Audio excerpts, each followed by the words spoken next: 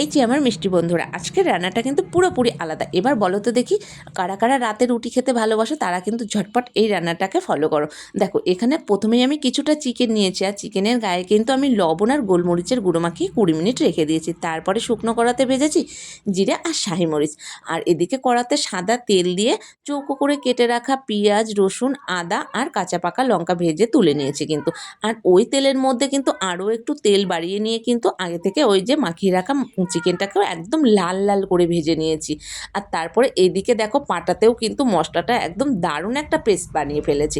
আর এদিকে মশলা টশলা বাটা বুটো তো একদম কমপ্লিট। তারপরে আবার কড়াতে তেল দিয়ে ফোড়ন করেছিলাম আমি মৌরি আর শুকনো লঙ্কা, আর সাথে ছোট্ট ছোট্ট করে কেটে রাখা পেঁয়াজটা একদম লাল লাল করে ভেজে নিয়ে ওই বেটে রাখা মশলাটা একটু কষিয়ে ওর মধ্যে দিয়েছিলাম লবণ আর ধনিয়া গুঁড়ো। এটাও আবার একটু কষিয়ে নিয়ে দিয়েছিলাম আগে থাকতে ফাটিয়ে রাখা টক দই, আর এর মধ্যে কিন্তু গোটা গরম মশলাও দিয়েছিলাম। ভিডিওটা না স্কিপ হয়ে গেছে। আর তারপরে কিন্তু টক দই দিয়ে একটু কষিয়ে নিয়ে যখন তেল ছেড়ে গেল, ওই যে ভেজে রাখা চিকেন, আর চিকেন দিয়ে আবার একটু নাড়াচাড়া করে নিয়ে দিলাম আমি বাটি ধোয়া জল। আর তারপরে ওই যে ঢাকা চাপা দিয়ে কিছুক্ষণ রান্নার পালা। আর এদিকে এই ভিডিওটা কিন্তু কমেন্ট করেছিল আমার একটা ভাইটার কমেন্টের ভিডিওটা কিন্তু আমার হয়ে গেল। আর তার সাথে সাথে আমার আজকে রাতের রুটির খাবারটাও হয়ে গেল। আজকে তো বরের মুখের হাসিটা আর ধরবেই না।